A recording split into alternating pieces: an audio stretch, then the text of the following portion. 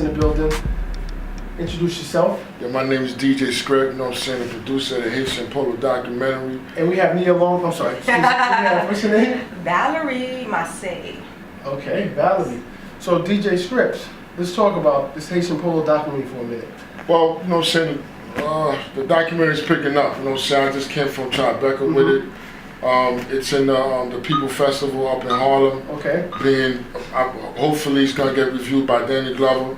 You know what I'm saying? So now we're in the process of putting everything together in terms of how we're going to elevate the movement. Danny Glover, the actor, Danny Glover? Danny Glover, the actor. Listen, when I got the news, I was shocked myself. Yeah. You know what I'm saying? What's his connection to polo? Does he rock polo? No, not. I'm a polo guy, but I don't know Danny Glover for rocking polo. The thing is, what people don't know, the documentary, it go beyond polo. You know what I'm saying? Danny Glover is he Haitian? No, he's not Haitian. Let me get into the Danny Glover situation. Right. Danny Glover is a philanthropist, activist, and actor. We all know that. And he loved Haiti a lot. Okay. He loved the history of the Haitian people a lot. Right. Especially with us being the first, you know what I'm saying, Black Republic, breaking the chain of slavery and stuff like that. So Danny Glover is very into stuff like that. Right. So and what makes the documentary extremely powerful and epic is the fact that it doesn't only touch polo or fashion. Right. It goes deep into the story of how Haitians got their freedom and how we related, you know what I'm saying, in terms of people and the race. And lucky for me, you know, it's God blessings. The people over there at the film festival, they liked the documentary and they put it on the roster. And I believe, I'm not 100% sure, that's the roster that Danny Glover's gonna review. Right. So this is a good look, you know what I mean? I got a question. Going back to the whole polo culture, why did you limit the ethnicity to Haitian? Why not the Brooklyn polo or American polo, or why is it just Haitian polo? Trust me, that question comes out like 100 times. I know the answer, but listen, the reason being, there's a lot of reasons. First of all, you know what I'm saying, that's my first film. I wanted to break in the industry as a young Haitian filmmaker. You know what I'm saying? As a young Haitian Americanized filmmaker who came from Haiti. So I wanted to, this is how I wanted to start my platform in terms of being me. Because one thing about me, I know about the industry. There's a lot of Haitians in the industry. And yes, you know what I'm saying, after a while, after 20 years being acculturated, assimilated, you kind of lose yourself. Right. And me, I'm not losing myself. I'm going to be Haitian to the core. Y'all going to have to accept that, you know what I'm saying? And that's just the way it is. Where's my flag, man? Damn, I think I left my flag now. It's back there. Where's my flag?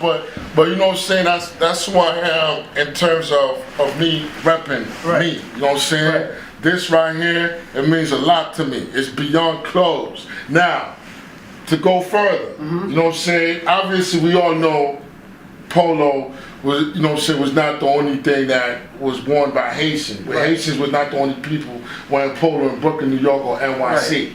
Now that the story's out and it provoked conversation, now we're gonna delve in. We're gonna go into the real, you know what I'm saying, because the Haitian Polo documentary is 1% of the whole situation. The Haitian Polo documentary, it goes beyond polo. You know what I'm saying? So it was more like a foundation for me because it's an epic film, and I put a lot of energy into it, a lot of money into it, and now the the foundation is laid, and now we're gonna, you know what I'm saying, we're gonna build on it. You know what I'm saying? For me to sit here and be a hypocrite and say Haitians were the only one doing it, that's true lies, you know what I'm saying? That would definitely be true lies. You know what I mean? Right. So let's skip forward for a minute. Let's talk about the event that we got going on that I'm actually DJing at. Let's talk about that event. Well, the event, the thing is, a lot of people see me moving. I don't move by myself. I have a lot of people with me. You know what I'm saying? I'm one of the persons in the crew that just pick up and go. I don't wait for nobody. If I have to go to Africa, I will. You know what I'm saying? That's just me. The event is more like a meet and greet event where I'm going to introduce many faces that people don't know, and especially me. People don't know me that well. I'm not really buzzing in the industry like that. You know what I'm saying? So the that's event gonna change, but that's gonna change. The event will encapsulate people like Valerie, my other music people that's doing their thing, my music crew, and so forth and so on. And you yourself, you're gonna be there, and you know, we're working out a deal, a situation to have you there DJing. So it's more like a meet and greet to show the whole world or the whole industry this is what we're doing, and this is who we are, and this is how we're gonna get down. You know what I'm saying? So I hired a whole team. My PR, she's well known in the industry. She just came in. She loved her name. Right. She's well known in the industry, Miss Penny. And you know what I'm saying. And I have other people like, for example, Bed-Stuy Pop-Up. You know what I'm saying. They're a bunch of people who work with indie filmmakers. And Right. they get sponsoring me to, you know what I'm saying, take the movie to the next level and take my brand to the next level. Right. So big shout out to the Bed-Stuy Pop-Up Shop in terms of, you know what I'm saying, cinema work. They're very good people, Right. and they look out for me, you know what I'm saying? Right. Now, is there a soundtrack attached to this movie? Because most of the times that's the common thing. You drop a movie, it's, you know, music coincides with the fashion and so forth. I have a couple of records. I have a soundtrack. As a matter of fact, I think three. I have 3 records, 2 of them with Sadat X. You know what I'm saying? That's attached to the movie. Right. That I didn't release yet because of, you know what I'm saying, production technical difficulties, you know what I'm saying, but I have them, Right. which I'm gonna release, you know what I'm saying. I'm working on the record right now with my dude K Dot, C Class, and my man Flamo, you know, people from the Respect Life. Right. My man Young Amsterdam, you know what I'm saying, that web series right there, you know what I mean? So I'm working with them on that. You know This is something else I want to bring up because I admire you for this. You're actually a doctor of medicine, or yeah, like, you know, I know you don't like to talk about that, but that's the big deal. Like we need to glamorize that type of stuff. Like, the thing is, the way I move, you know what I'm saying, I kind of move like some artist or promoter or DJ, and I have a private life. I try not to put my private life into what I'm doing. However, you know what I'm saying, my name is Dr. Romulus, you know what I'm saying, and I have my doctorate in pharmacy, and this is not something I'm trying to, it's not a come up for me. You know what I'm saying, I really love my community, I really love my brothers and sisters, and I know the story, so I'm gonna tell the story the way it needs to be told with no bias. Like for example, I wasn't no kid running up in shops boosting and going out of town boosting. I mean, I tried, but I wasn't a master booster. I wasn't no. You wasn't like her. You know what I'm saying? I wasn't no person going around killing the stores. However, I grew up around people like that, and I was fresh. You know what I'm saying? Because at one point, that's what it was all about in New York City, or specifically in Brooklyn, New York. It was about getting out low, getting out Tommy, getting out, you know what I'm saying, that Guess Jean, that Jabot, you know what I'm saying? But I grew up into that, and you know, further down the line, I became a professional, and I feel like that's the way I want to give it back. You know what I'm saying? Telling the real story, you know what I'm saying, how we used to get fresh and get down, you know what I mean? I got a question for you. I always ask people this, that's in the fashion. Speaking of giving back, how do you feel like, as far as Ralph Lauren, like he technically, other than, I would say Tyson Beckford, he never actually endorsed anybody in the urban community, and we don't want to learn this stuff. That's a technical question. I just want to know how you feel about this. Like he never, you know, he basically never sponsored nobody, gave him a deal, other than I would say Tyson Beckford. Well, he had another person. He have other black models. I just don't know what I'm saying black models, but I mean in the hip hop culture. Like he never embraced anybody inside the hip hop culture that was actually promoting and pushing his stuff. Not that he had to, because that's not what we did it for. But how do you feel about that? Me, I have a different take on that. You know what I'm saying? I mean, you know, because I try to study a lot in terms of being an Afrocentric individual, in terms of being, you know, knowing who the kings and queens and the gods were. I feel like us black people, the black race, we are gods. We don't need anybody to stamp us. We don't need anybody to vouch for us or say we should be this. Right. Now, when it comes to Ralph Lauren, you know what I'm saying, the Ralph Lauren story in terms of Brooklyn, New York and NYC, it's a deep story because the young Brooklyn kids, whether they were Haitians, Puerto Ricans, Dominicans, African Americans, they really put it down for Ralph Lauren. They made Ralph Lauren extremely popular. He did. You know what I'm saying? However, Ralph Lauren clothes was not cut out for the hood. It was preppy stuff, Ivy League schools, Ivy League stuff, you know, Oxford, Harvard, Yale, and stuff like that. However, you know, us young black gods, we like being fresh. It's in our DNA. So we took it and we made it our own. I'm pretty sure Ralph Lauren was not happy about that, you know what I'm saying? But when it comes to sale, I'm pretty sure he was happy about it too. You know what I'm saying? So it's a give and take, and how I feel about it, I really feel like it's up to us to take it to the next level. We shouldn't wait on Ralph Lauren to co-sign us with anything, you know what I'm saying? So before we get out here real quick, with you saying that, have you ever considered putting your own clothing line out? Because I think a lot of times we as black people or minorities. Well, we spend a lot of money on other people's shit and we don't put our own shit out. How do you feel about that? Well, exactly. Now I feel well. There's a lot of clothes out, especially with the Low Life brand. They're doing that thing. Right. And, I'm glad they did that. You know what I'm saying? And then you have my man that got his own clothing line now.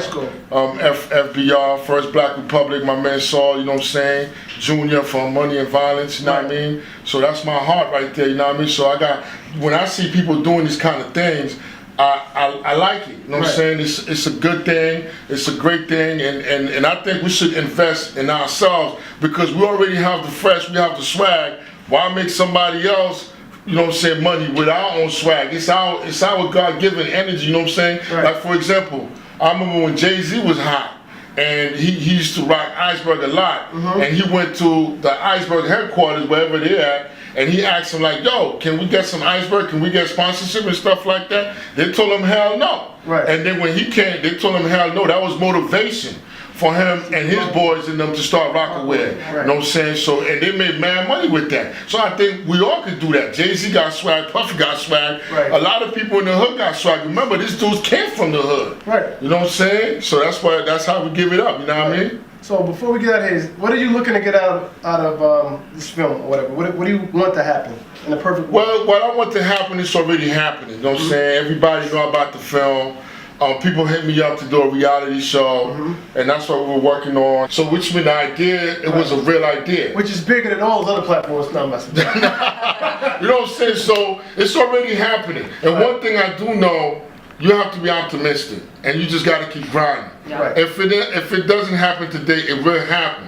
You can't just like, oh, you want to blow up. There's no such thing. When it does happen, you're not even gonna know. Right. You know what I'm saying? You're just gonna wake up in the middle of in a yacht somewhere in the middle of the sea, and you're like, oh shit, this thing brought me here, and you're just gonna keep on grinding. So me being a professional, it's not about making millions of dollars, because I seen dollars. You know what I'm saying? I work for my family. What's about? It's about living a legacy. It's about living something. It's about starting a movement to get people involved and make it bigger, bigger, and bigger on every level. You know what I'm saying? Right. And that's what it's about to me. I ain't starving. You know what I'm saying? You're a doctor, I hope not. Well, doctors starve too, but I'm not starving in the sense that I want to get on. Right. You know what I'm saying? I'm owning my own world. You know what I mean? Right. Okay. And I ain't trying to be cocky, disrespectful to anybody. So before we get out of here, because I don't like to ignore people, this young lady right here, what's your connection with this young lady right here? Well, this young lady is a very important, integral part of the movement. If you follow me on Instagram, it's the Haitian Polo Documentary _ in between all the words. So basically, she's doing all the work for you. No shit, let me get to that. Well, I did all the work already. She's working on the, she's just dumping it, well, not really. Right. She's a low head. When I say low head, she's a individual that used to wear low way back in the days. I'm talking about early 90s. So she's a low wife. A low wife, there you go. You know what I'm saying? So she's very connected sentimentally to the movement because she knows what this is. But the minute she sees it, she can connect to it. Right. So that's the person I want on board. You know what I'm saying? I lived it. She lived it. She had brothers who lived it. She had 1 million sweaters. In her school, she was the bomb. You know what I'm saying? I still got them. And she still got them, man. She don't want to give them to me, and I'm working with her. You know what I mean? Kids, whenever I get kids. You know what I'm saying? They said that AIDS came from Haiti. AIDS came from Haiti. It was really hard being Haitian. I even remember myself.